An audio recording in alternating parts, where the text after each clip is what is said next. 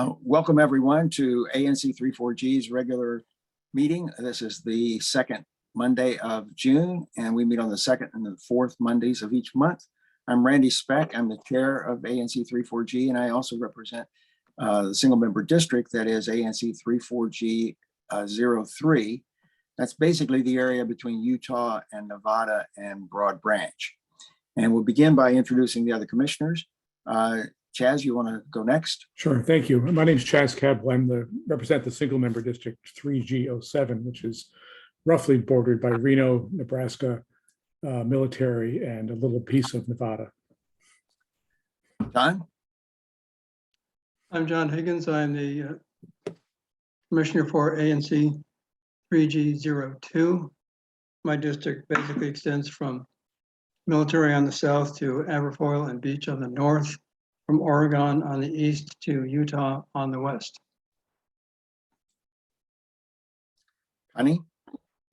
Hello, good evening. My name is Connie Chang. I'm the commissioner for single member district 05, which is, it starts on Legation where Chase Bank is on Connecticut, goes up to Western, comes down on Broad Branch Road and goes back to Legation with a little island that heads all the way to Jocelyn between Chevy Chase Parkway and Nevada. And Peter? I'm Peter Gosselin. I'm the commissioner for District 6, which is the west side of Connecticut back to 41st, from Western to Military, and east of Connecticut to Chevy Chase Parkway between Kanawha and Legation. Welcome. Okay, we have 5 commissioners here to begin. I think we're going to have Michael Zeldin join us later, and that constitutes a quorum. Commissioner Gore is not here, and I expect she's probably campaigning today. To begin, let me, Peter, you just indicated your volume is a little low. If you want to increase it, if you could. The commission is meeting virtually again, as you can see. The commissioners will all have audio and video throughout the meeting. And during the meeting, when other people are going to be participating, we will make them panelists as well, so that they can participate with audio and video as well. If you wish to make comments during the meeting, please do so in the chat. And if you have questions, please put them in the Q&A. It's very helpful if you can segregate the comments from questions so that we can focus on the questions and make sure that they get answered. And we will keep a record of all the questions as well as all the chat at the end of the meeting. We also expect everyone to be courteous during the process of the meeting. And so in your chat, please be courteous and respectful for all others who are attending the meeting. The meeting is being recorded and will be placed on our YouTube site tomorrow for everyone to watch it if they wish. The first order of business is to adopt the agenda. The agenda has been posted on our website and on the various listservs and other social media. We did have an amendment to the draft agenda that was posted on the weekend, just adding one additional item on the agenda. With that modification to the agenda, is there any other change or change that needs to be made in the agenda? All those in favor of adopting the agenda? 5-0. Okay, thank you. All right, we'll begin with commissioner announcements as we usually do. And I have several. The first is with regard to Bingham Drive.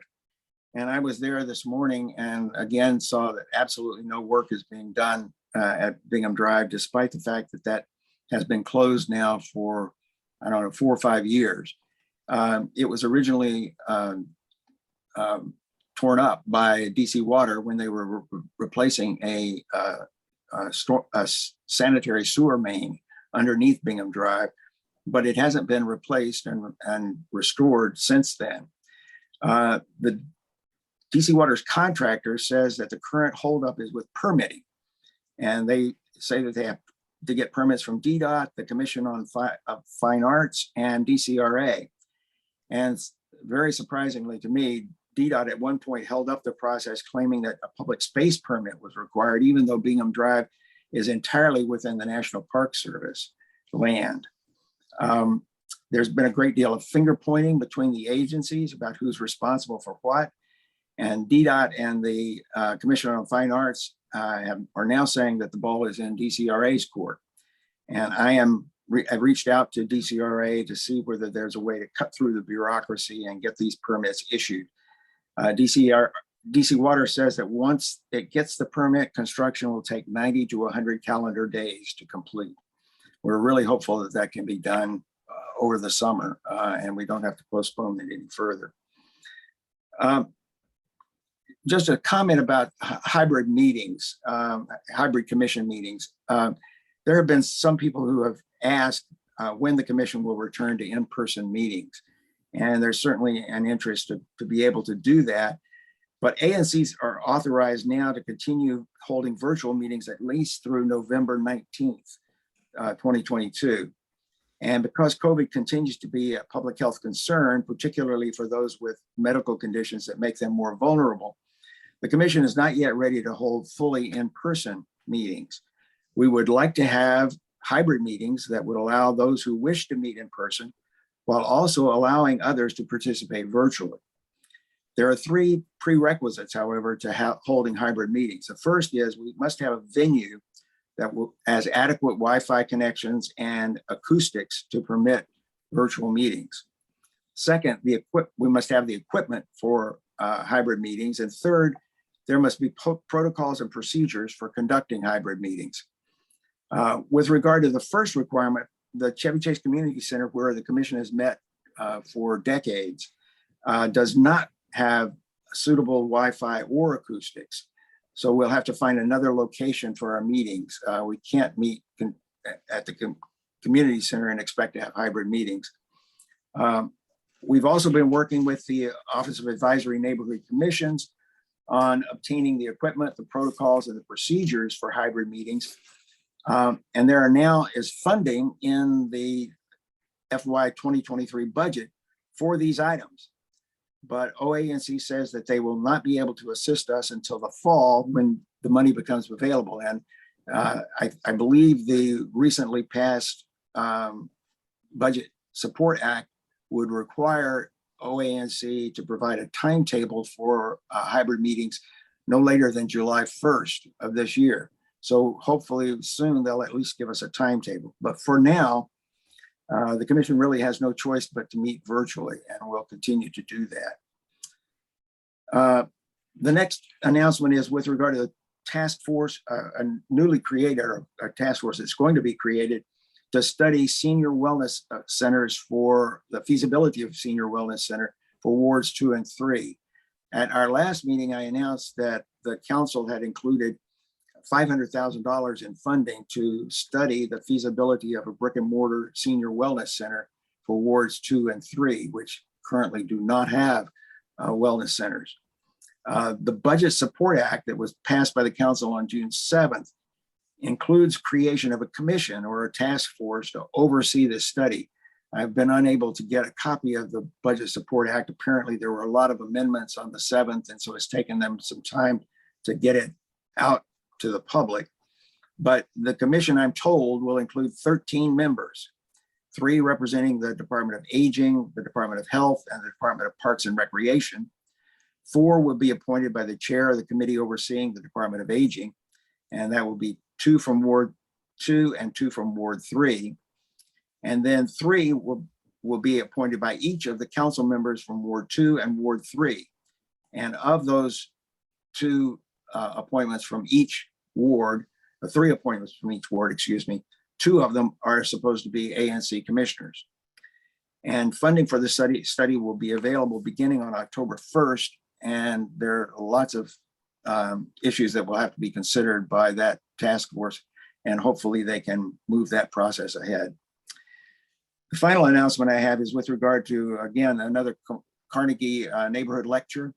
They hold these periodically in the spring and in the fall. And the next one is on June 16th from 6:30 to 7:30. And Dr. Michael Wong an astrobiologist and host of a podcast, Strange New Worlds, will discuss the science of Star Wars, which may interest a lot of people. And more information is available on Carnegie's website, and you can register for that virtual lecture there. Okay, before we get other announcements from commissioners, I'll let Michael introduce himself. Michael? Hi, I'm Michael Zeldin. Sorry to be late. I am the commissioner for 3G04, which goes presently until redistricting from Morrison over to one side of Upland, and it's bounded by Broad Branch and Utah and Nebraska. And it principal edifice there is Lafayette Elementary School, with that single member district of mine. Thanks, Michael. Okay, any other commissioner announcements? None? Okay, John, you have one? Just let me note that the M4 is in operation in our neighborhood, All the way to Knollwood now. all the way to Norwood. Started about a week ago, so we are very pleased.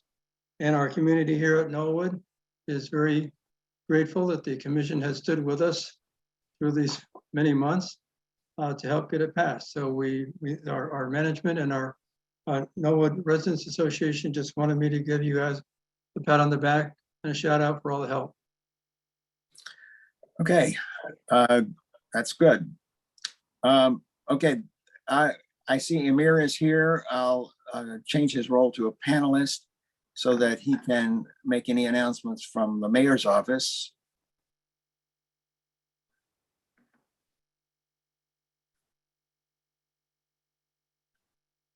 Good evening. Can everyone hear me all right? Yes, we can. Good. I've had a few problems with this microphone. So good evening, everyone. My name is Amir Gurabantab. I'm the Ward 3 representative for the Mayor's Office of Community Relations and Services, affectionately known as MOCRS. And today I don't have a lot to announce. So this will be an opportunity for any commissioners and residents to make any questions or concerns to me or requests. But before I get to that, I did want to add a couple things. First of all, right now, early voting is going underway, so please make sure to vote. You can find a list of early voting centers online, which goes on until the day of the election. On top of that, I want to make a request to any commissioners and neighbors that if they see any areas with overgrown tall grass, to please send that to me, just a location and a picture if you have one. That would help a lot. We have a lot of areas in Ward 3 that are NPS designated, and NPS had a little bit of an issue with their contract and getting the grass cleared up, which has now been resolved. So we just want to make sure that any areas with overgrown grass is on their radar. And the final thing I wanted to announce is that after several months of being alone in the Ward 3 MOCRS role, we finally have a new Ward 3 MOCRS. His name is Theodore Wren. I believe he is in the meeting as well. I'm going to post his email and phone number now that he has a official phone number with us. So yeah, I'd like to introduce Theo Wren to everyone. We're still deciding how exactly to allocate the ANCs amongst each other. But for the time being, I'm going to be working with him and each of the ANCs to get him on pace. So I do appreciate everyone being welcoming to him. And I can take any questions and concerns now. Amir, I think you're sharing your screen. Maybe you, I don't know what happened there. Okay. Am I? I don't know how to fix this. No, I'm not I don't saying. see it. I don't see it. No, I don't see it. Looks fine to me. Okay. Let me put my contact information and Theo's in the chat as well. And yeah, if anyone has any requests, concerns that they want me to check out or follow up on, now is the time. Okay. I have a question on alley repair. When does that start? I'm sorry, Peter, you raised your hand. You go first. I was just going to ask Amir on alley repair. When will that start? I know you've It's supposed to done the be going on sidewalk. now. Now is this the time of the year for that kind of stuff. I can ask Christian and DDOT if they have a more concrete timeline on that. Okay, I'm going to send you a photo of Okay, great. a pretty, yeah, just repaired alley. Hey, Peter? Amir, I raised this with you because I raised it in an email with Kristen, and he made it sound like he's on vacation for a period of time. Okay. the block of Chevy Chase Parkway between Legation and Military has signs up strongly suggesting they're going to repave it, which is fine. I don't think it needs it, but it's fine. But this commission fought long and hard, and the neighbors even longer and harder, to get pavement markings, warning of a dangerous intersection coming up, and bollard islands, and they're working pretty well. And I want to alert you, and I have alerted Kristen, but I'm not sure the message is going to get to the contractor, that once this repaving is done, those things need to go back, or we're going to cause a stir. Okay. Got it.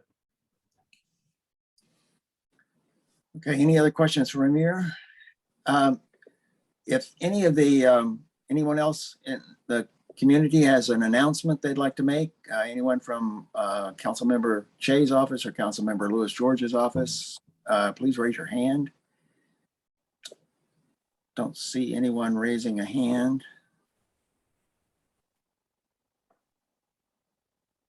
Okay, I think that's it. Thank you, Amir. Thank you. And we'll move on with our agenda then. So we need to elevate Ed Stoloff and Okay. anyone else. And I'm not co-host, so you'll have to do that, Randy. I did change your. Oh, you did already? Yes, I Oh, did. okay, I see that. Made you Okay. host. Promote to panelist. Okay, I'm doing that.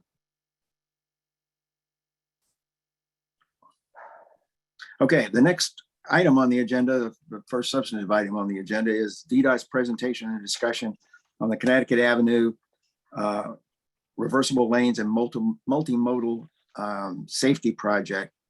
And this is a project that's been going on, at least in a preliminary phase, for several years. And Ed is here, I think, to give us an update on where it stands. This is Connie Chang and Chaz Cadwell are the ANC representatives on the Community Advisory Committee.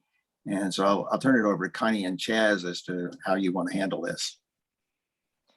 I thought that I would just introduce Ed to the community if others are not aware. I also just elevated Cynthia Lynn. I don't know if there's another person we need to elevate as panelists, but Ed is the manager in the project planning branch of the Planning and Sustainability Division of DDOT, which is the District of Columbia's Department of Transportation.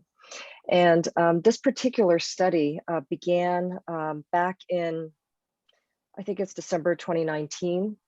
It started as the feasibility of removing the reversible lane system was part of the city's Vision Zero initiative. It was aimed to eliminate traffic deaths and serious injuries. And there was several analyses that took place, concept development, evaluations, traffic forecasting, and other kinds of operation analysis that were conducted in the spring of 2020 through the fall of 2020. Then several public meetings, stakeholder and agency presentations took place, I think around 40 through May of 2021 last year, until the mayor made a decision on which of those concept options, which was C.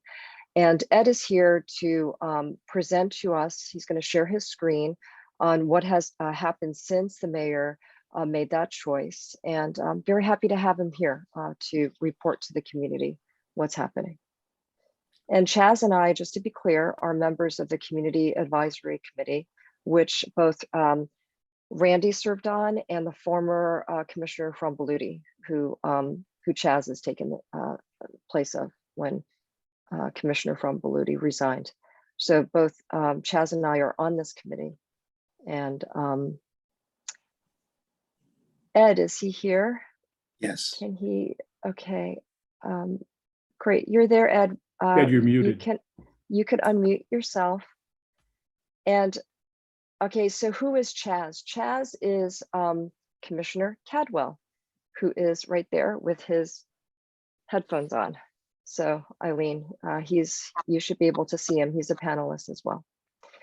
And The Transportation Advisory Committee, a lot of district agencies have community advisory committees where they invite ANC commissioners and other members of the community to join to help provide some advice and also to be able to make publicly available to our communities what's happening. So Ed, it's all yours. Yeah, thank you. Can you hear me, Connie? Yes. You did great. So I want to thank the ANC and Connie and Chaz for inviting me this evening. We have a short presentation and then we can follow that by questions and comments. So if that's okay, I'll start. I guess I have to show my screen. Let's see. Yes. And for those of you who are joining us virtually, you can go on our website and his presentation is uploaded there so you can see it. If he goes fast and you still want to view it, you could have it as long as your computer allows you to do that. Okay. And you can see the presentation? Not yet. Oh, no, I click share screen. Let's do it again.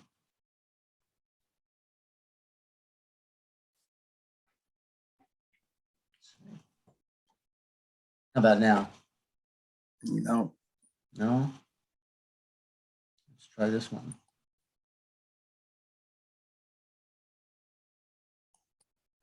Anything? Not yet? I'm clicking. Let's try that. Here we go. Got it? Okay, here we go.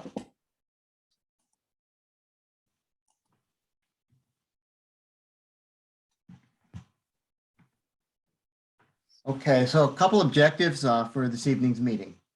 One is I wanted to provide the ANC members with a briefing on the agenda for the upcoming June 2022 public meeting on the project. Second, we wanted to request the ANC to help distribute our public meeting notices and posters to get the word out to all of the constituencies within your ANC, including seniors and persons with disabilities. One note is that we will not be reviewing any concept designs for the project tonight. We'll do that in the public meeting and throughout the summer and the fall with stakeholders. Again, this is just a slide showing that we're going to have two meetings, actually. We'll have a virtual meeting and we will have an in-person meeting. The virtual meeting will be on Tuesday, June 28th. And we'll have that in the morning. It'll be from 9 a.m. until 11 a.m. And we'll have an in-person meeting on Wednesday, the following evening, Wednesday, June 29th. And that'll be from 6 p.m. to 8 p.m. at the University of the District of Columbia, 4200 Connecticut Avenue in the Student Center building in the third floor ballroom. I'm providing a link and you'll be able to access that link if you go to it. We'll be providing posters and we'll be providing rack cards and the public notice as well. You should have received, many of you should have received by email already. Hey, Ed, could you make your presentation the full scope because it's hard to see it? All right, let's see if I can do that. How's that? Yeah, much better. Thank you. Got it? Okay. Yep. So again, we'll be providing Charlotte Ducksworth and her company, Community, will be providing posters in the community, and she'll be standing at the metro station and going to senior centers and others to drop off posters and try to let everyone know about the public meetings in the next week or so. So there's a couple of objectives for the public meeting. The first is to update the public on the status of the project. The second is to walk through the first iteration of the concept design plans. And what we'll do is review the corridor maps starting at the south terminus of the corridor from Calvert Street and proceed north to Legation Street. And then we'll advise the public on the project's next steps. On December 15th, there was a decision by DDOT and the mayor to select what we call Concept C. And what that allows us to do is to continue planning and concept development activities, begin design procurement, and to complete any remaining environmental documentation. When we met with the mayor, she also requested that the Office of Racial Equity conduct an equity impact analysis.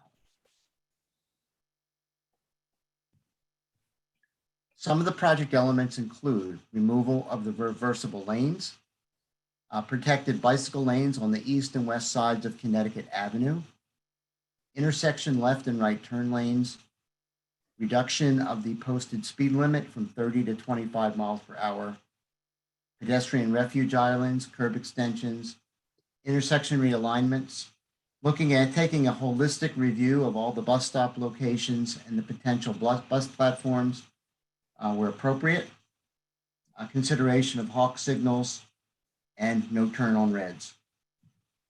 This shows the cross section that was adopted, and during the peak and off-peak periods, we'll have 2 lanes, 2 northbound lanes of travel and 2 southbound lanes of travel. We'll have one-way protected bicycle lanes on the east and west sides of the street.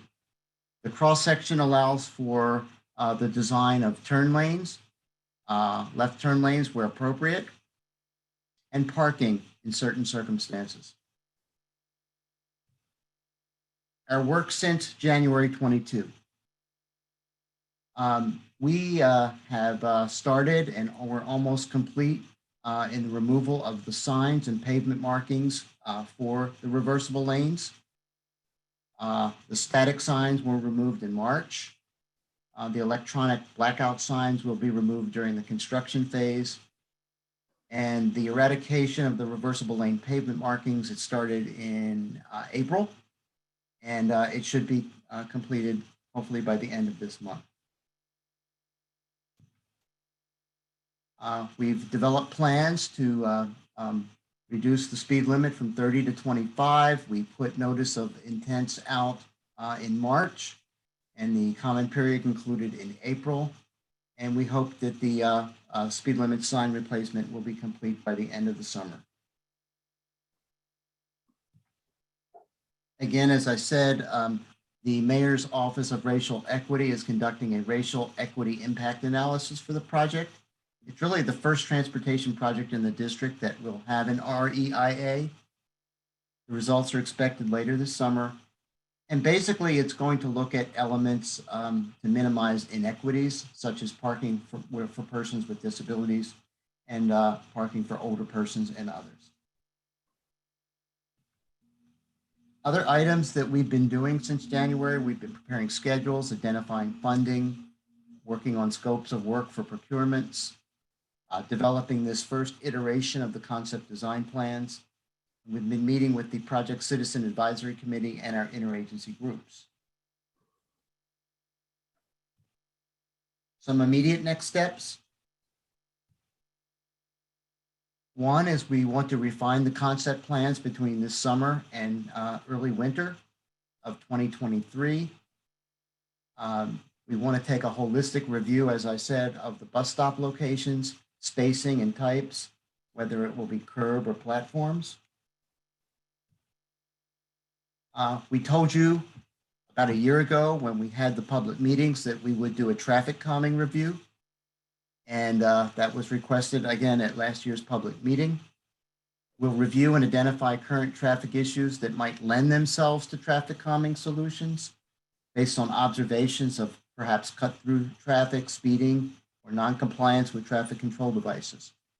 Some of the locations that I show below on this screen: Chevy Chase Parkway, Nevada Avenue, Utah Avenue, Broad Branch Road, Linnaean Avenue, Reno Road, and some of the roads within the Woodland Normanstone neighborhood.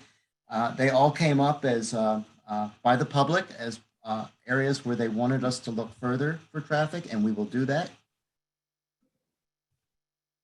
Parking and loading. We have 11, what you'll see in the public meetings is we have 11 section maps for the design, and they start from Calvert Street to Legation Street. And we're hoping to have many task forces set up comprised of representatives of the various ANC single member districts and the public, if they so desire, to come out with us and look based on the concept C plans, how we might allocate parking, the locations, the durations, and the allocations, given that parking will be on one side of the street in commercial districts and limited parking in other areas of the corridor. Parking changes that we might consider would be side street use, changes in residential parking designations, time of day usage, changes in the maximum duration of parking, where we might establish short-term, high turnover spaces and pick up and drop off areas. Another item that came up in the public meeting last year was the potential extension from Legation Street to south of Chevy Chase Circle. The original northern limits of the project were set because the limits of the reversible lanes ended at Legation Street. So these were some suggestions by the public. And what we will do now over the next several months is analyze traffic, safety and parking, and multimodal environmental data. DDOT will make a recommendation on whether to include or not to include the PBL extension in the project. And we will engage the community, including residents, businesses, the ANCs, and other organizations in the analysis and commentary and decision making. Again, what we'll do between June and January is we'll continue our design procurement, and we're hoping to have that design procurement completed by January or February. This is a timeline, and I'll let you get your bearings for a second. It shows from now, calendar year 22, and then it shows the fiscal years as well. And it shows some of the major deliverables that we will be conducting and doing and finishing between now and calendar year 25. And as you see, we're starting with this summer, concept refinement, looking at traffic calming, parking refinements, and our design procurement, all within the next 6 or so months. In early calendar 23, we will start the preliminary and final design activities. In calendar year 24, we would do a construction procurement. And then by the end of 24 and into calendar year 25, we would complete construction. Again, this is just a slide of the DDOT staff. Again, Ed Stoloff, myself, I'm the project manager. Cynthia Lynn is the deputy project manager. Jamie Ernst is working on the project. And I think, as you know, Christian Pinero is our community engagement Ward 3 specialist. When the project gets turned over for design, Yvonne Thelwell and Guillerme Tesfamichael will be working on the project, and they are in our infrastructure project management division. Our consultants are Laura Mahil from AMT Engineering, Charlotte Ducksworth from Community T, and we have on the slide our project email address and our website.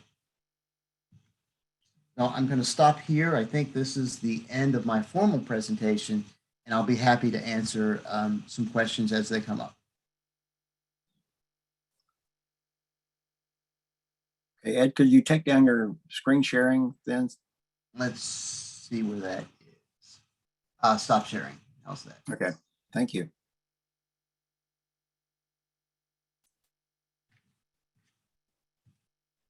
Connie and Chaz, you want to recognize commissioners with questions and then go to the Yes, Go ahead, Connie. community? yes. So does, Peter, do you have any questions? Michael, John? Michael and John have their hands up. Okay, then let's, who went first? Do you know? I wasn't John. paying attention. John went Happy first. to John, you defer go. to John. John's Okay, much smarter, so we'll go with John. Let's let John speak. You're muted, John. John, you're muted.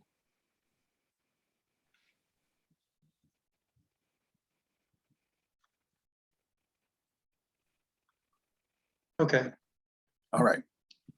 yeah, two questions, excuse me, two questions.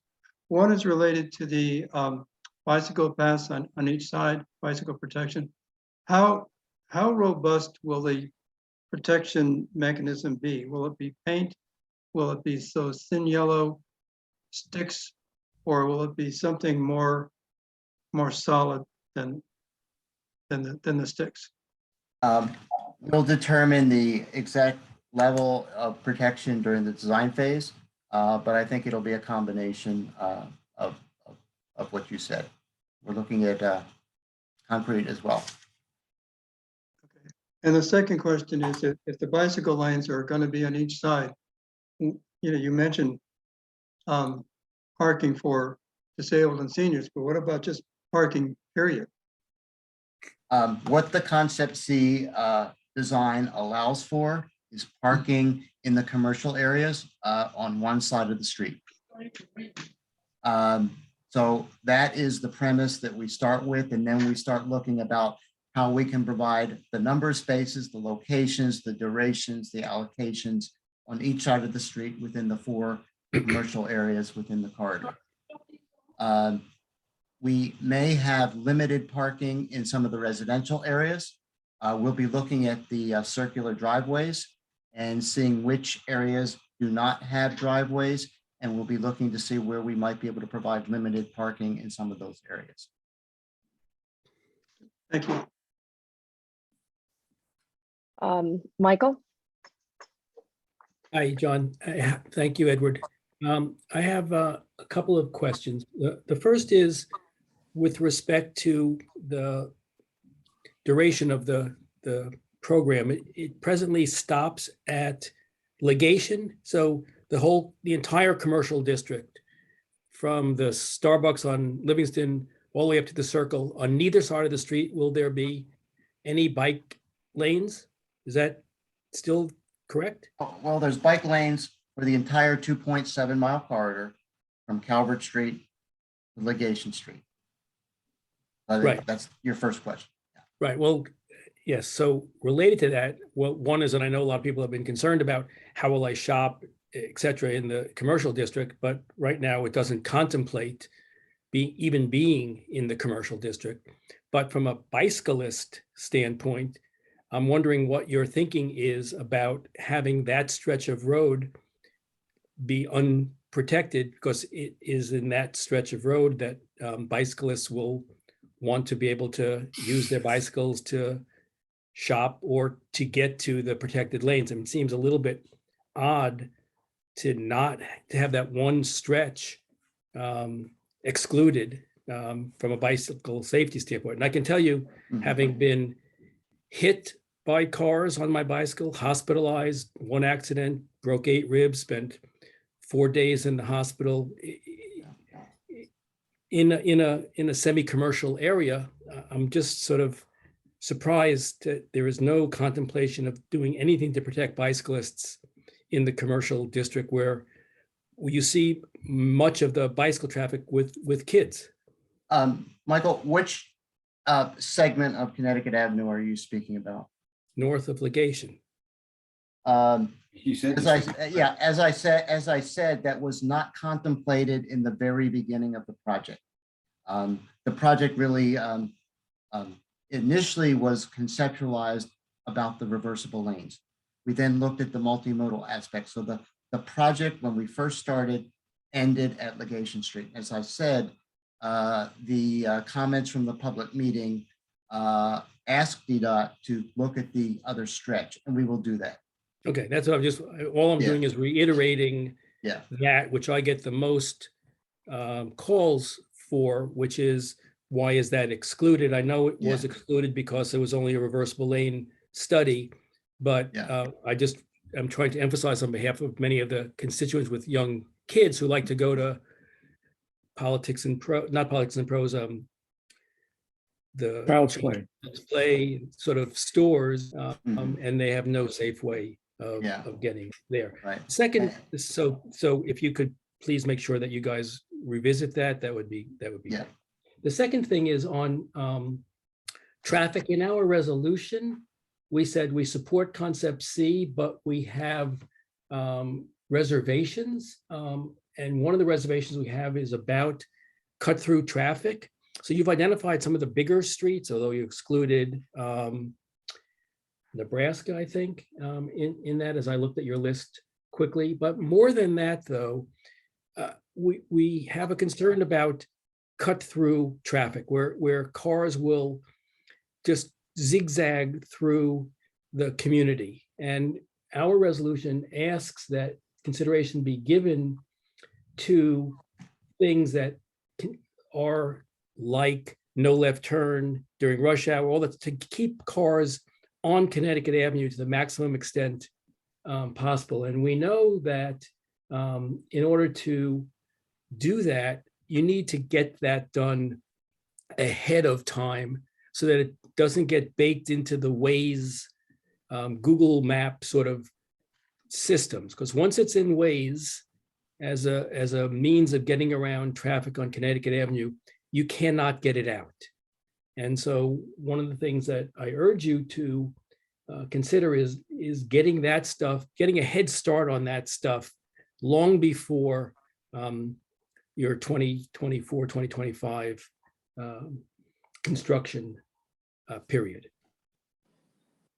Thank you, Michael. And I just want to re-emphasize that the streets that I showed were sample streets, so that if the public and the ANCs want us to look at potentially other streets, just let us know.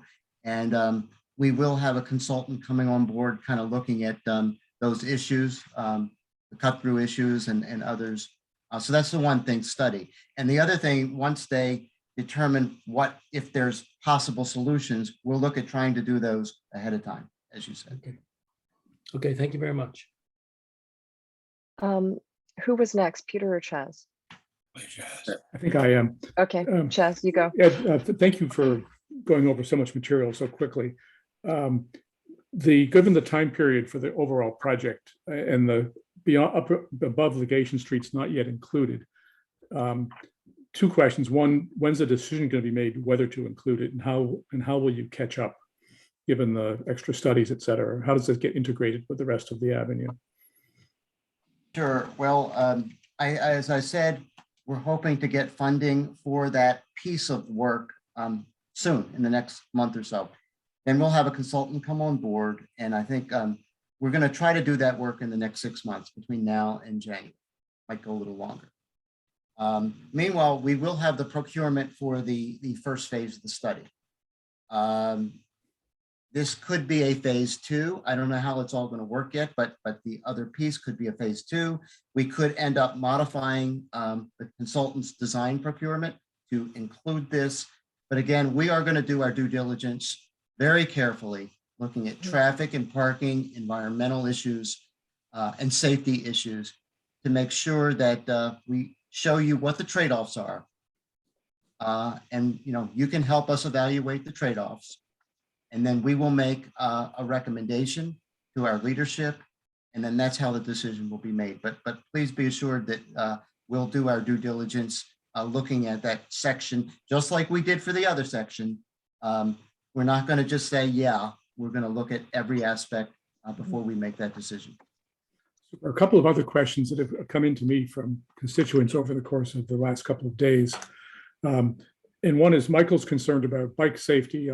Some of my constituents are worried about pedestrian safety from bikers who don't obey traffic signs or any other sorts of guidance as they zoom across intersections and along the bike paths while old people are trying to get out of their cars to the sidewalk.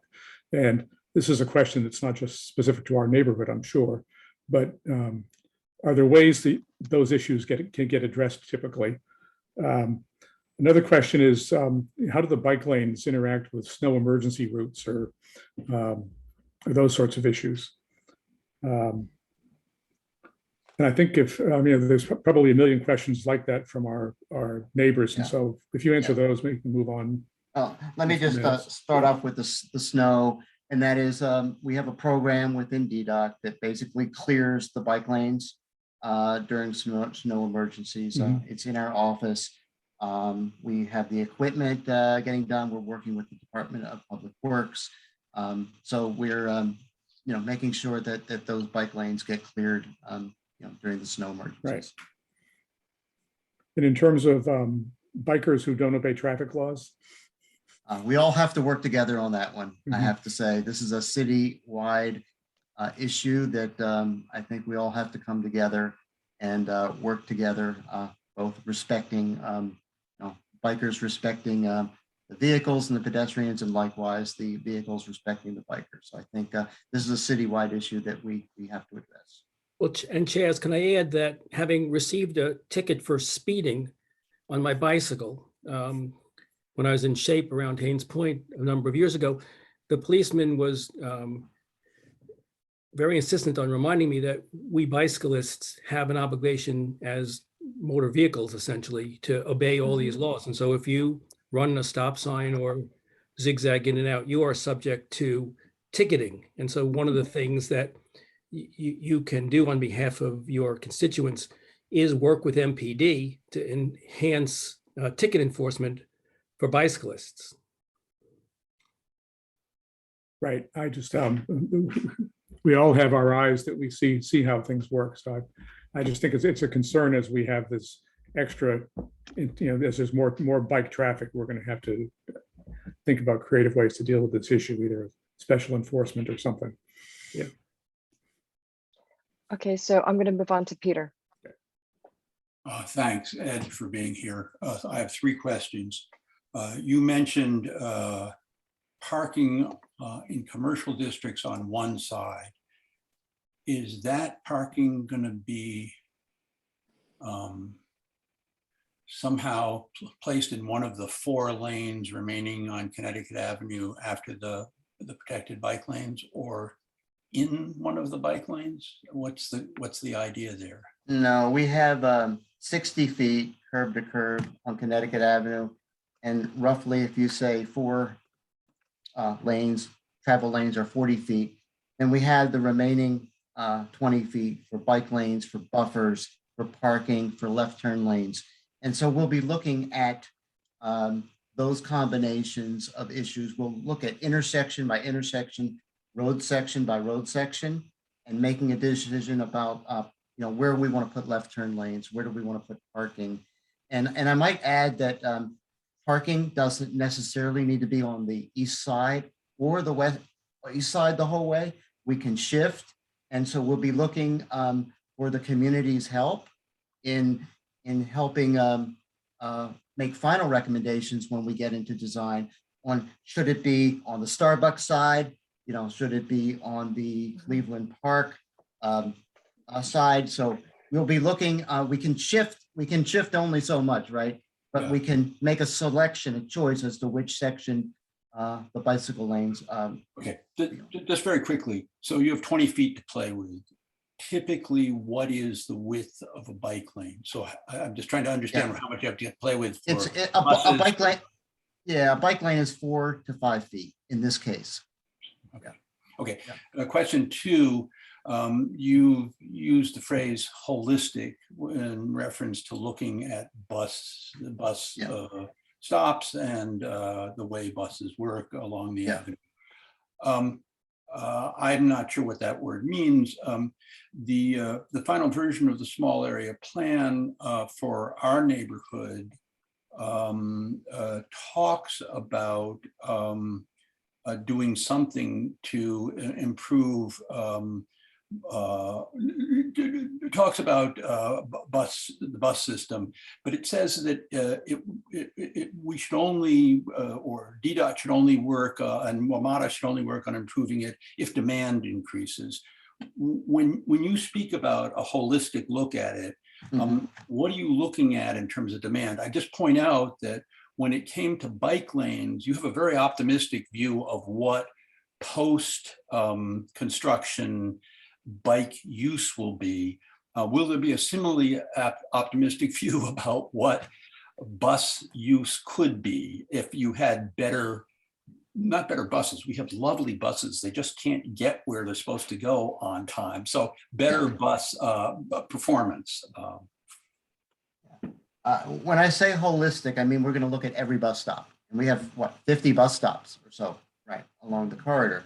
So we're going to look at, should we consolidate any stops? Should we move any? And again, one of the plans, when we get to the public meetings, you'll see some of the bus stops we show is moved from the near side to the far side, right, locations. We'll be looking at that kind of thing. We'll be looking at potential consolidations. We'll be looking at, should the buses stop in the curb? Should they stop, on a platform? So that's the kind of thing we'll be looking at throughout the entire corridor. As far as demand for buses, we're not going to do that.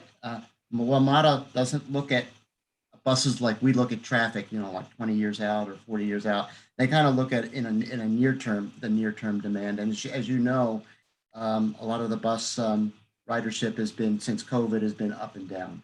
So I think it's going to need to stabilize a bit, but we won't be looking at long-term future ridership demand. Okay, just, you may not want to venture an opinion here, but does that mean that you will be looking at it in a comparable way to the way you'll be looking at bicycle use? Okay, can you explain that question? Well, so if I remember the study that got us to Concept C, I think I have the orders of magnitude right. The current bike traffic on Connecticut Avenue is something in the order of 500 or 600, and I don't know what your measurement was. And you're projected at whatever your date was, 2040 or sometime in the future, was something like 3,000 daily over a period of time. So, I mean, you are projecting a fairly substantial increase in bike traffic with the addition of the lanes. One of my concerns is that one of the arguments for encouraging bicycle use is that it's more environmentally sound. That is also true of buses. The question is, and so there's some sort of trade-off here that has to be made about, and I just want to know whether the way you're going to look at buses when you make these decisions, for example, decisions to eliminate some stops, which is ceteris paribus, is likely to discourage more use, is your projection about what kind of use you could get with buses going to be comparable with the kind of use you think you're going to get with bikes? So we can do a trade-off. We can look at. And it is a trade-off. WMATA has standards, right, for so many bus stops per mile. And if we have so many bus stops per mile, what does that do? That's going to make the bus stop many more times per mile, which is going to decrease reliability. So we really need to look at, is the spacing correct? Do we need to adjust the spacing? And I think that's what, when I said holistic, that's what we'll be looking at. But we won't be looking at 2040 ridership for buses because WMATA takes a more short-term view of bus riders.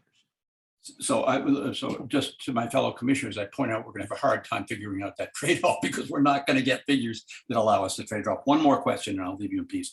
You mentioned an intersection, a side street intersection that's dear to Connie and me, Military Road and Chevy Chase Parkway. My understanding for many years living on Military Road is that it has some status that doesn't allow much calming because it has, the federal government considers it an important rim road. Just for example, what kind of traffic calming measures are contemplated at these cut-through, along these cut-through streets? Yeah, and I would say, I would not think that Military Road itself would have calming I mean, that is an arterial. I would think the other streets that I mentioned, whether it's collector streets, local streets, those kinds of streets would have calming, and things like traffic humps, stop signs, traffic control devices, as you said, prohibition of left turns, right turns. Those are the kinds of things that we would look at. Street directionality, are the street directions, should we modify street directions? So those are some of the things that we would look at from a traffic calming standpoint. Okay, thank you. Okay, let's go on to Randy because there are people in the public who really want to ask their questions. So we got to keep moving. I'll be as brief as I can. You mentioned, I think, Ed, earlier that you're awaiting funding to do the study for the extension of the bicycle lane up to Chevy Circle. Is that correct? Well, it's just an administrative aspect to get approval to basically do a modification of our contract, and it's almost in hand. So we're going to be ready to start in a couple of weeks. Well, my question really is broader than that too. What's your budget for this whole project over time, and how is that budget going to constrain what you can do in terms of studies or anything else? Is there going to be a constraint on? I should tell you that the council and the mayor's budget approved a construction budget for the project of, I think it's $7.7 million. That is in the budget, the FY23 budget. The budget for the design was approved in FY22 last year. And so those are the funds that we will be using to both be designing and constructing the project. Do you see that as a constraint on your ability to analyze anything? Okay. All right. I will just relay to you the feedback that I'm getting from a lot of my constituents is that this project is not senior friendly, and that seniors are going to be unable to find parking spaces, unable to have access to stores in the way that they've had in the past, and that they are very concerned about that. And so in doing your analysis, and especially the analysis about the impact on various groups, please consider the impact that's going to have on seniors. I know that that's going to be a major concern for a lot of people who are not going to be able to ride bikes, and they're not going to have other multimodal alternatives. They're going to have a car. Yeah, we will, Randy. Thank you. Okay, so Randy, how do we proceed? We have several questions. And we're losing time. So I know that there was a business person here, and I would like the business person to speak because we haven't had that, if that is okay. And I believe that is Michael Harrington. Should I elevate Michael? Harrison. Is it Harrison or Harrison? Okay. Is he the person? I threw him out, but this person came back in. We have another Zoom bomber, unfortunately. I asked him to leave, but I guess I don't see him on here anymore. Sorry, everyone. Okay. Okay, so Michael Harrison, would you like to be elevated? Please raise your hand. It's up. It's up. Okay, I will bring him in.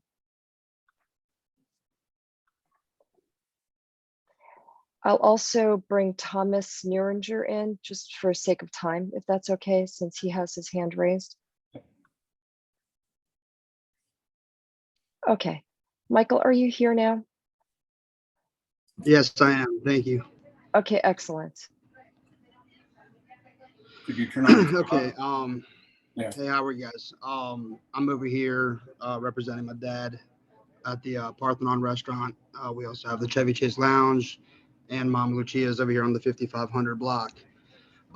We've been here 30 plus years in business, and I can honestly say that, removing the parking spots for bike lanes is, I think, detrimental to not just the elderly, but to the businesses here, being that we have such limited spots. And, I've had many of Friday, Saturday nights with customers calling in that had reservations and already calling in and saying, hey, we've circled 3 times. We can't find a spot. We're just going to go to Bethesda. Sorry. And now it seems like it's going to be even harder. That's one concern. Another concern is, we also had a major accident here in March 11 of this year, which was devastating. And, it sounds kind of bizarre, but, a lot of people think of the cars as a barricade for their safety on the sidewalk. Mhm. And this being a highly, it's funny. I feel like there's no gray area here. You have your elderly, and then you have your young families, and you don't really have those millennials in this area because it's Chevy Chase and it's expensive to live here. And most millennials don't live here in Chevy Chase. So, a bike lane for a father and their kids, or their mother and their kids to ride, I feel like it would be very unsafe. Um, I would hate to see, and I've been, like I said, I've been here for 30 years with my father. The amount of accidents I've seen right here, just on this block, is insane. It's incomprehensible. Um, and leaving the city during rush hour with 3 lanes is insane here. Now you're going to take 1 lane away and make it 2. You're going to see side streets getting over flooded, which these side streets are so narrow, you can't get two-way traffic. You're going to see tons of accidents on the side streets. These are just some of my concerns, and I think they're legitimate. And, if I were to have a vote, which, I don't know if I do or don't, but I wouldn't like it to come any further up past Livingston into the district over here where there's just businesses. I think the businesses need their spaces, and I think everybody needs the cars here for their safety. And, Michael, let me ask one more quick question. Did you say you guys conducted your study in springtime of 20 to 21, which I'm kind of questioning, because that's in the heart of the pandemic, when people were mostly isolating themselves in their homes and not really going out. Can that be an accurate vision of the traffic that is in DC, where when it's like post-COVID or before COVID, it's much more traffic going on? Thank you, Michael. Thank you, If guys. you want to respond to that. We, just to give you an idea of traffic counts on Connecticut Avenue, we had traffic counts before the pandemic, and then we had a count a year into the pandemic, and that was 50%. Cars were 50% less on Connecticut Avenue in December 2021. December 20. Mhm. We then did another count this past December, and the cars were about 2/3 of what it was in pre-pandemic times. We'll do another count as well next fall, and we'll kind of see where we are. Things are in flux right now. As you know, nobody has a crystal ball, but things have been a little lower than they are compared to the pre-pandemic volumes. And I think just to give you some context, when some traffic work was done in the year 2003, I think there was something like 32,000 or 35,000 cars a day on Connecticut Avenue. And now we have something like 29,000. So we're less compared to 15 years ago. We're a number of thousands of cars less on Connecticut than we were before. And I'm not saying that's just the data that we have right now. You think it's being underused? Having trouble hearing you. I said, you think it's being underused? I'm not commenting. What about the other concerns I had, though, as far as the businesses losing the spots? Yeah. I think and the elderly. Michael, when we start our parking studies and we start the traffic studies, please, we would ask you to be a member of our little task force that we'll have. And you can go out with us. You can show us some of your concerns right on the corridor. So we would welcome that. I'll go with you, Michael. Thanks. Okay, let's move on. Michael, thank you so much for that perspective. That was very important. And I have, I guess, Thomas, are you here? I elevated you for you to ask your question directly. Where'd you I go? don't think he's there. I don't think he's here. Okay. I think Jessica would like to have time. So Jessica, I'm going to promote you to panelist. Please ask your question. Okay. And let's keep it as short as we can to. Yes, so that we can get Ed to answer because we do have to move on. It's going to be a very long night.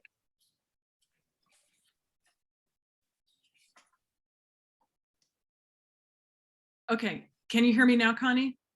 Yes, I can hear you. Okay, thank you for elevating me. Of course. Thank you for having this meeting. My question is about the huge diversion of traffic that DDOT estimates will result from the bike lanes, more than 7,000 cars and trucks every day that will redirect themselves onto side streets. And so that's in their own study. And living in the neighborhood, I know that's, it's unimaginable. And we already have about 7,000 cars in my neighborhood redirected from Upper Beach Drive.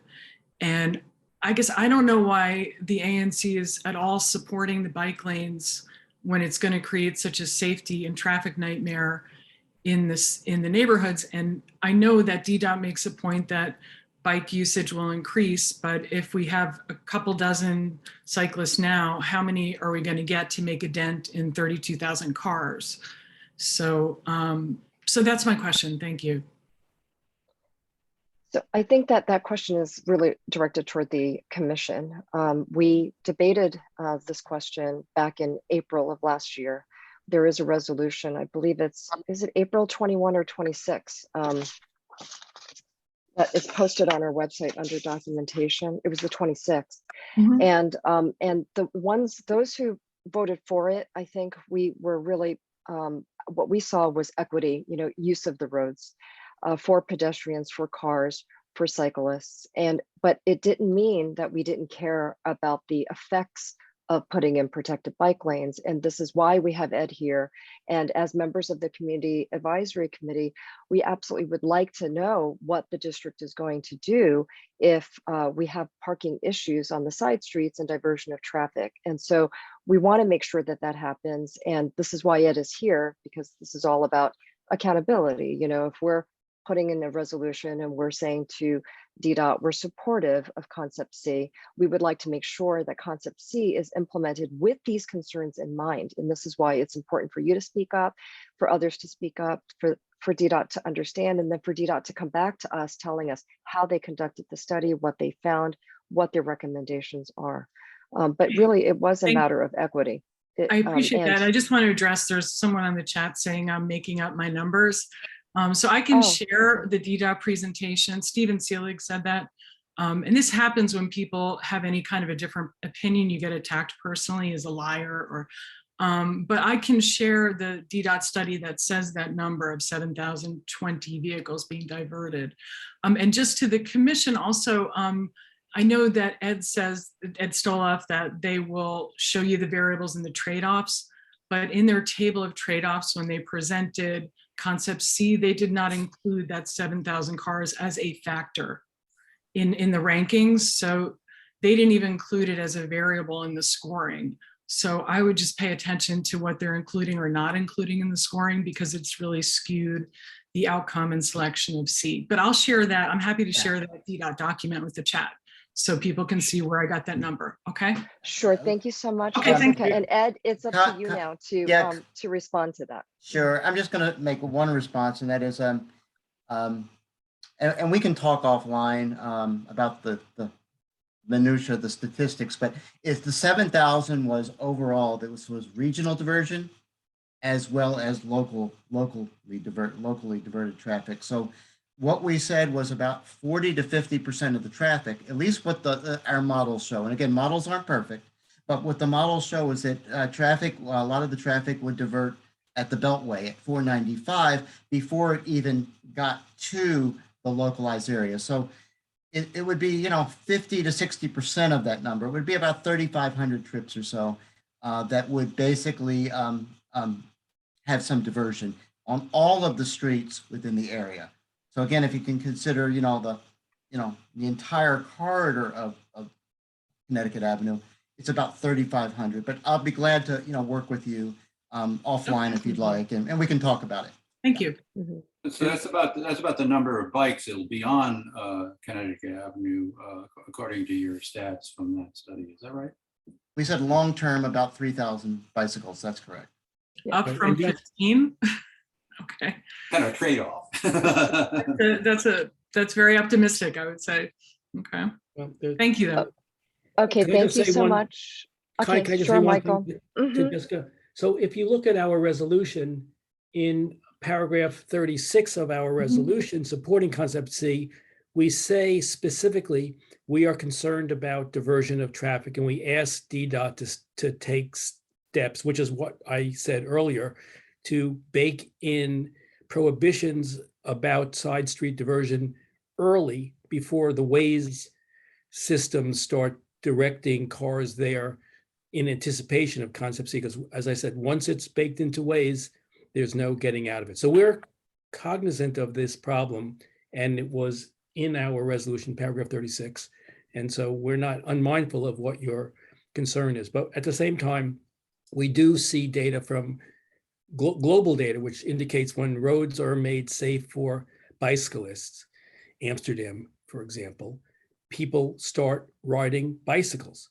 And So what about DC? Because we have like, I think 25 miles of protected lanes, and I would love to see if those have increased cycling, but I don't think it has. But I know Amsterdam's Amsterdam, but maybe DDOT could study Yeah, what we do have. part of the, Ed, can I just say, part of the issue is that we have in DC this hodgepodge of bicycle lanes which aren't connected, which is why I raised this question of ligation to the circle. If you have no way of getting from Western Avenue to the protected lane south, litigation, you have to be a risk taker to ride your bicycle to get to that point to begin with. And so bicyclists, though, even if the bike lane was built from ligation on south, have to think long and hard about whether they want to commute, because they got to still go through this hair-raising stretch from the circle to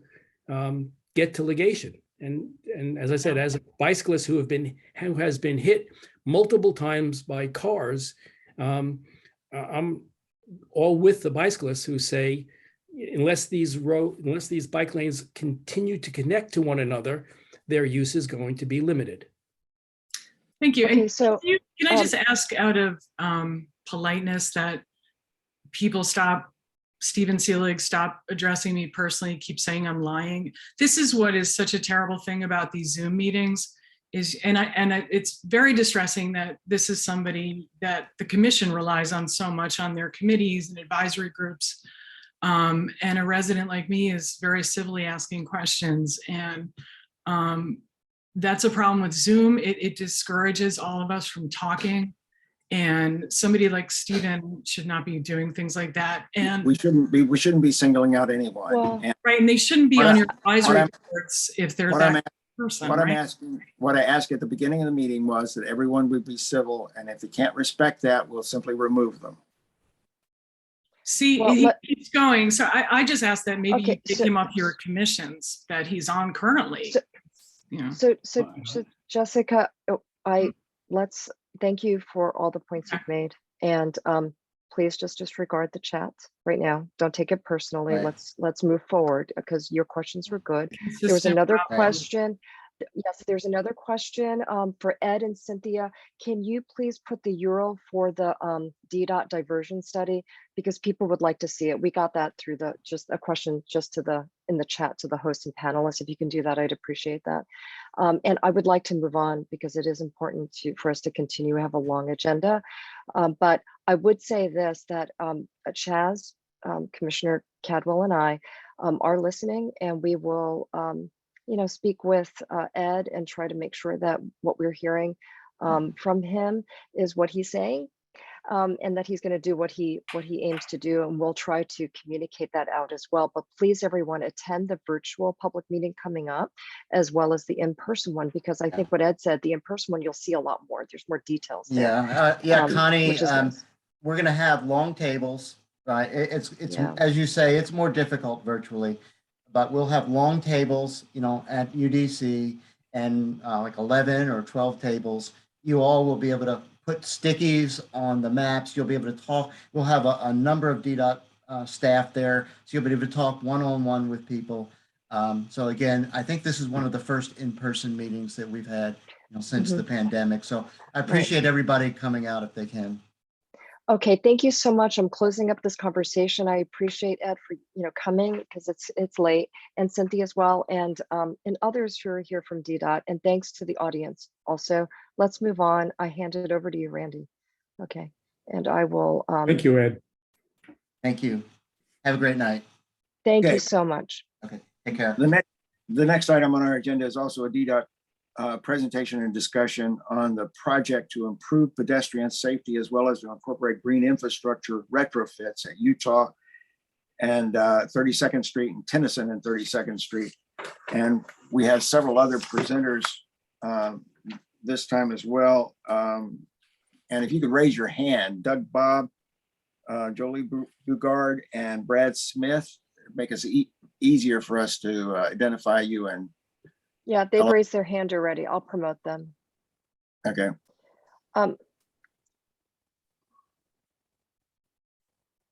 And Steve, I know your hand is raised, but if it's not about this next presentation, feel free to just send us a chat, just to the host and panelists if you'd like.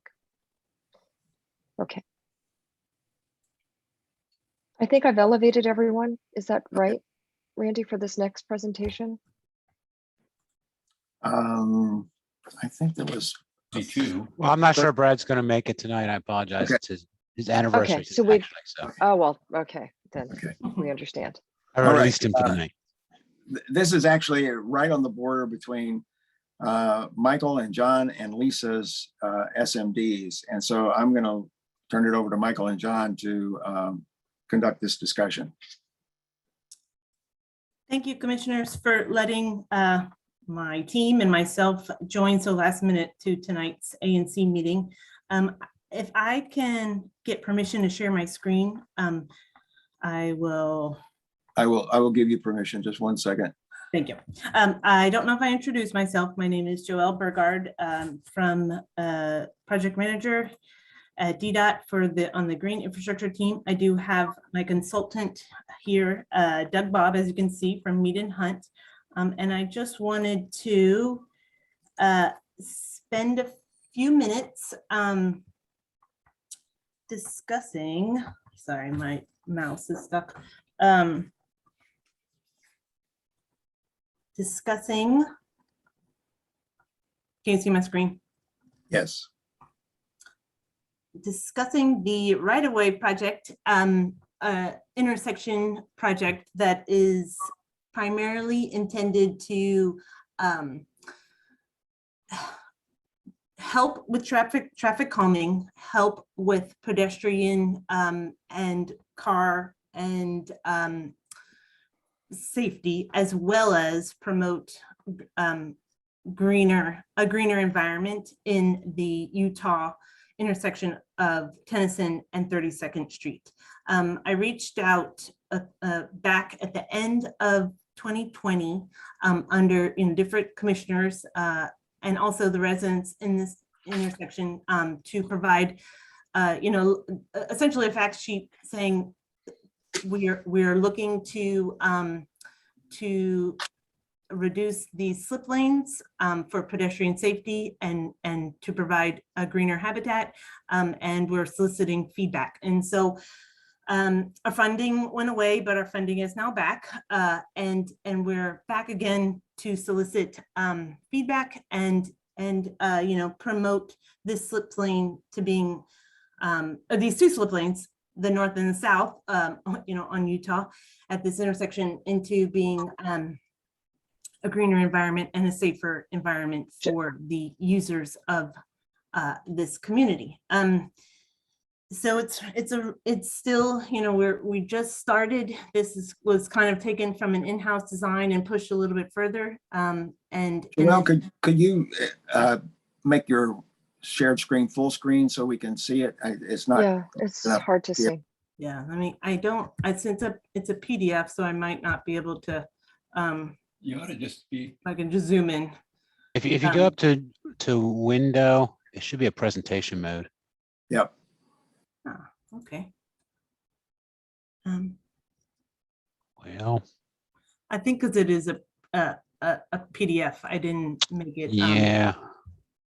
Sorry. My so- programmer does a different program. Okay, that's big enough that we can see it. Okay. So the intention is to, see here's what you see. Reduce and remove the slip lanes so that folks can't just zoom through and come to the intersection at a four-way stop.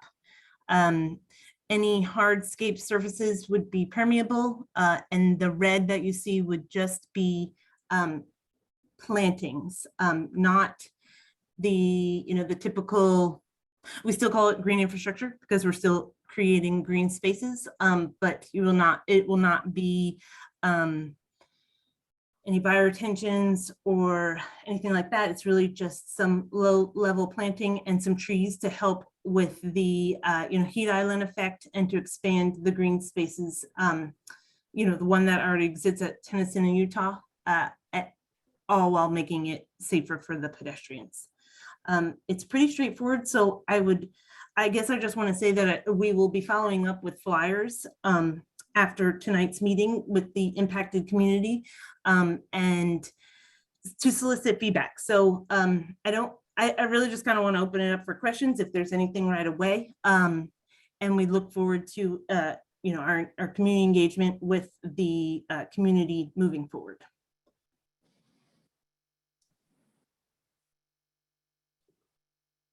Joelle, can you just explain to me a little bit better what the intersection at 32nd and Utah will be? I can't really understand that. Yeah, sorry. So The Ben big- is covering it. The red is the existing slip lane now. This is the existing slip lane. So we would shut it down and essentially keep the sidewalk where you see the little green hatches. The sidewalk remains, and we just and then we continue it, for the sake of this slide, south on Utah and essentially create a triangle park. It would still allow for cars to come to 32nd, but they would not be able to, they'd have to do, come in and take a right turn. You see this existing concrete, we're essentially we would have to pull it back so that cars can make the turn. And as well as these homes that are here, there is a driveway, there's existing driveway. This addition of the closed slip lane would not impact the residents' driveways. So instead of just kind of going south on Utah at a somewhat fast speed, they have to slow down and take this right-hand turn into 32nd and go south. Will there be a stop sign there at that right-hand corner?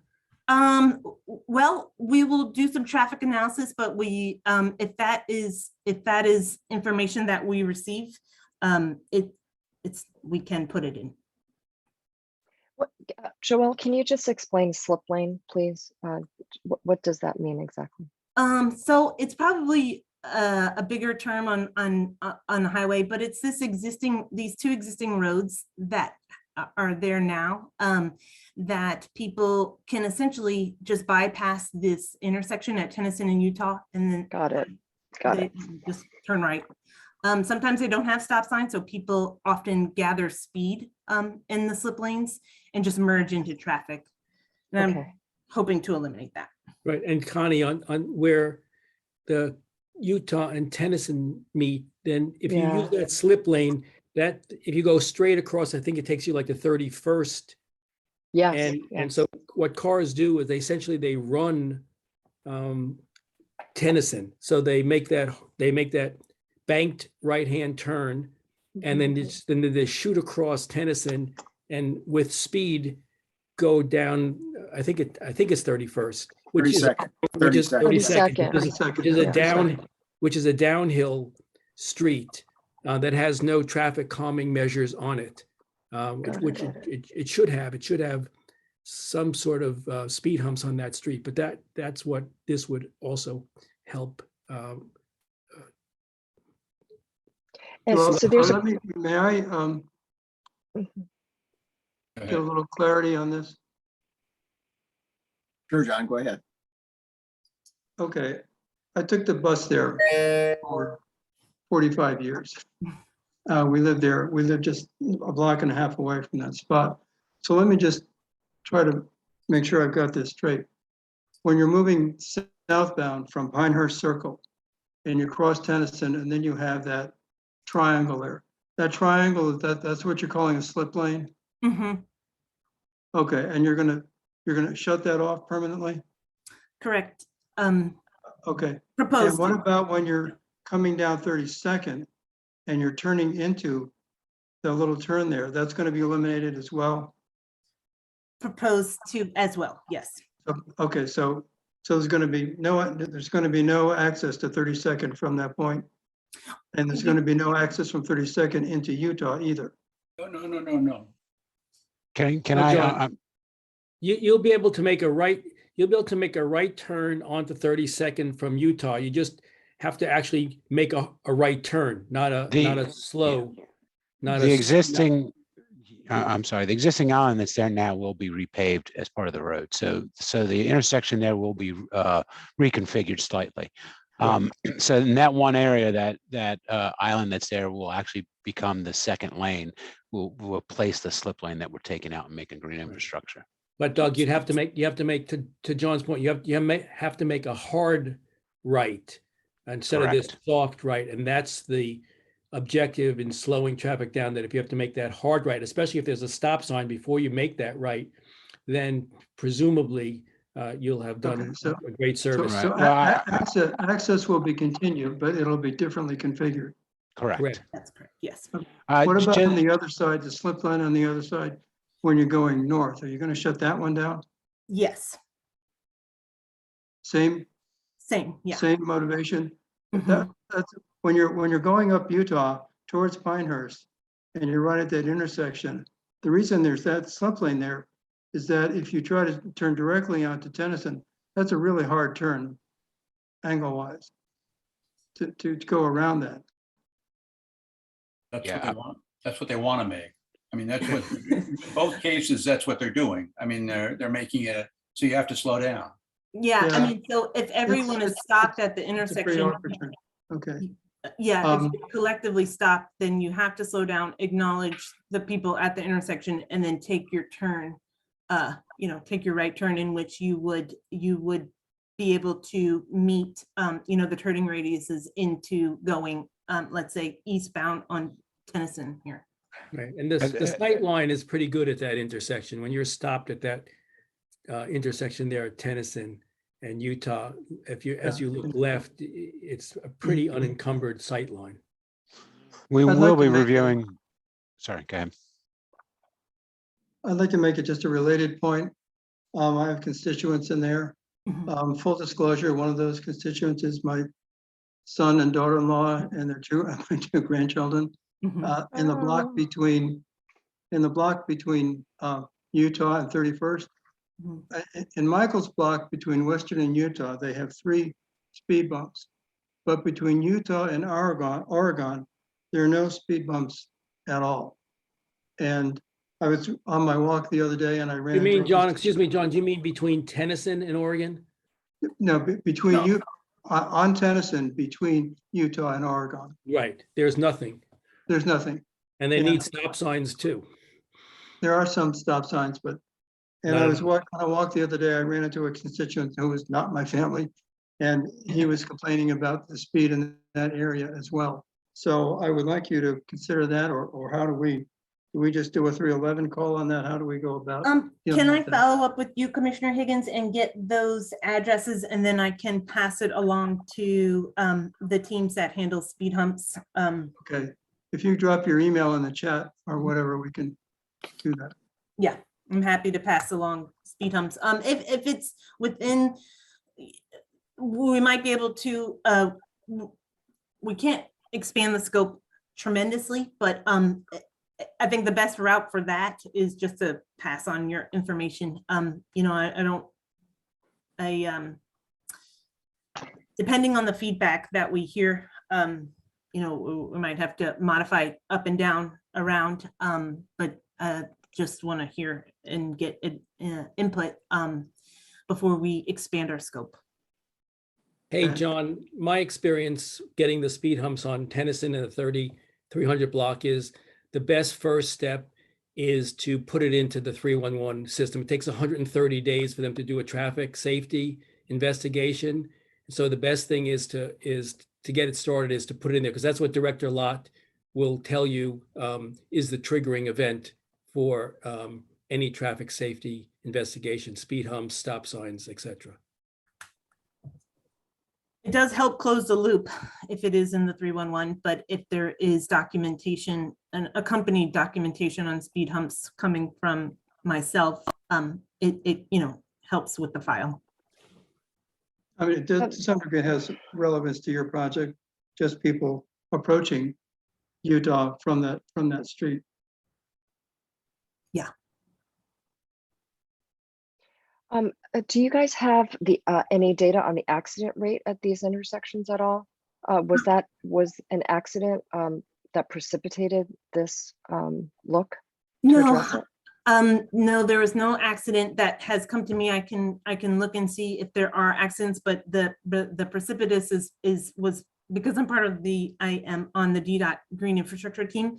I am looking to address any stormwater or reduce, help.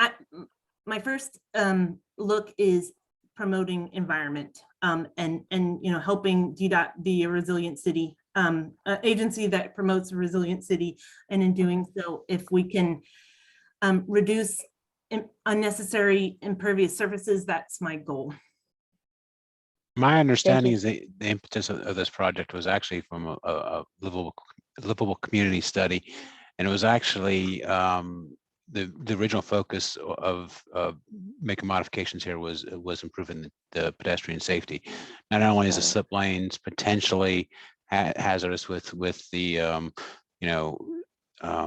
vehicles going somewhat fast on there, it's also a longer crossing. If you look at the skew of those crosswalks existing, so it's a longer crossing, so pedestrians are exposed longer.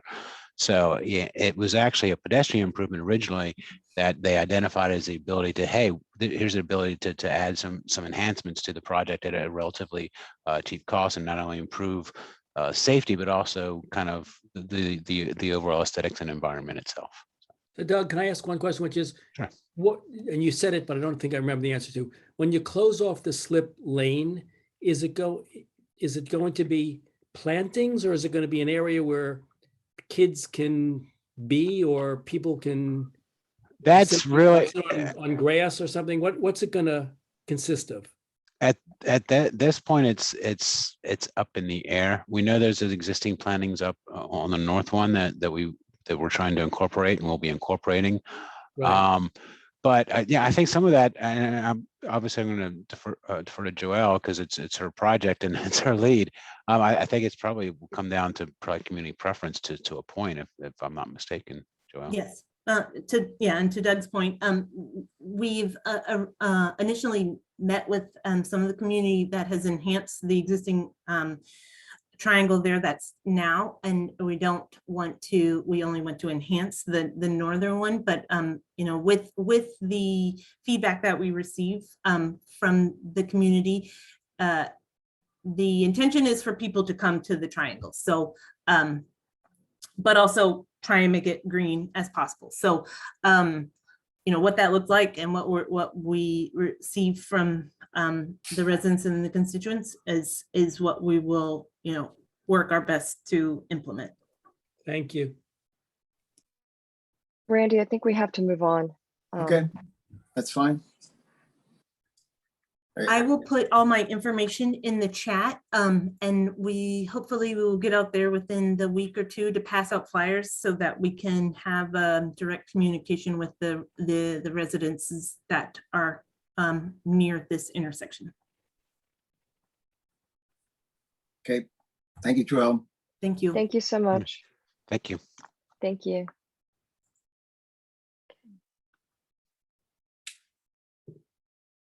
Okay.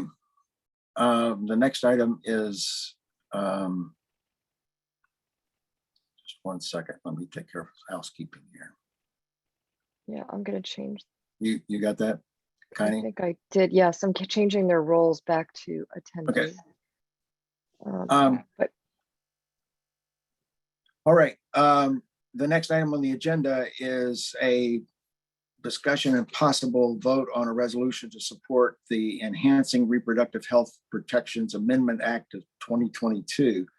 And Connie and John, you're handling this one. yeah, John's gonna take the lead. Okay, as I mentioned to my fellow colleagues, I have not been deep into this issue at all, but when this came up at one of our last meetings, I wanted to make sure I knew what I was voting on. So I just wanted to explore what exactly this law is. This is a very short and narrow modification of existing DC law regarding reproductive rights, and particularly the use of self-managed pregnancy termination. This basically started as a result of the Food and Drug Administration, which required in-person consultations with the patient and a doctor or a clinician in order to use this pharmaceutical called Mifeprex. And during COVID, the FDA said consultation could be conducted via telehealth consultation. So in December, they made that modification permanent. So now a person seeking this treatment can use telehealth. And so what this does is incorporates this into DC law, number one, and also it provides sanctuary and protection from any kind of prosecution for people who assist a woman in using this method. So this is basically what the law does. So, and I think I've informed my constituents, colleagues about this. So if you guys have any questions, you can do this. And I also have a proposed resolution from our commission. And these were all posted on our website, just it's uploaded there. So if anyone is curious, they can go look at the meeting information page.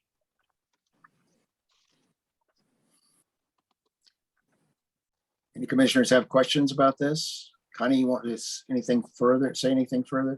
And this I is, have nothing more to say. I think that I agree with it. And, I'd like to move for us to vote on it. Okay, I guess I should read the whole thing in full. You should read it in full and then let's make that, yeah. Okay. Proposed ANC 34G resolution in support of B240726, the Enhancing Reproductive Health Protection Amendment Act of 2022.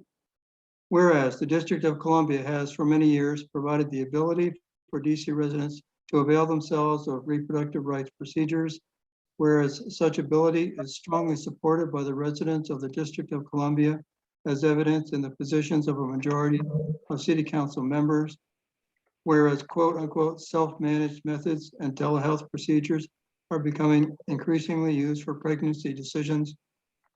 Be it resolved that ANC 34G support the proposed legislation before the City Council in B240726, which addresses the inclusion of self-managed pregnancy termination methods in DC and provides certain protections for persons and parties involved in self-managed reproductive rights procedures, provided that such persons and parties act in conformity with all DC reproductive rights laws and regulations and federal regulations or protocols related to pharmaceuticals used for this method.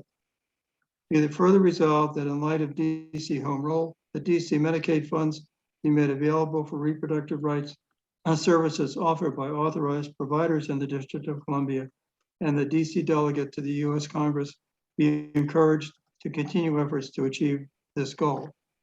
DC has a hard time getting Medicaid funds for these purposes, and I think we should reinforce that. So that is the resolution. I guess we could have a discussion and then call for a vote. you want to make the motion first? I move that this be adopted. Is there a second? Okay, we'll have discussion. Any discussion?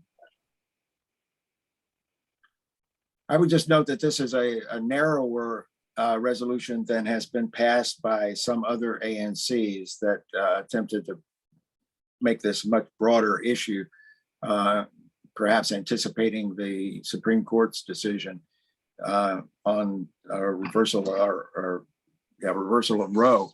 But I think this is an appropriate narrow resolution, just focusing on the legislation that's before the council. Mhm. By the way, I did learn today that this will be coming up with the council, I think, on June 24th. Okay, Excuse me, July 24th. July 24th. our timing is good then. Okay, shall we have a vote? All those in favor? 6-0. Okay, thank you.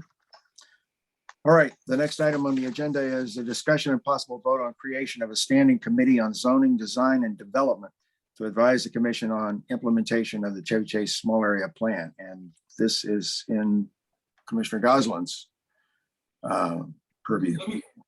Thanks, Randy. Let me make an offer. I mean, and that is that we could put this whole thing off until next meeting. I think that Randy was wise in suggesting that we put off a vote on my proposed resolution, just so we get it posted and people can read it. And as he pointed out in a phone call today, there's nothing burningly that requires us to do something quickly. I do have a report on where we stand, what I see as OP's response to the May 9th resolution. I can go through that for you, but it all fits in a whole, and we might just move it to the next meeting. Is that? That sounds good to me. Okay. Yeah, sounds good to me too. Means we could actually finish within. Yeah, hour let's try. Let's aim for that. Okay. Okay.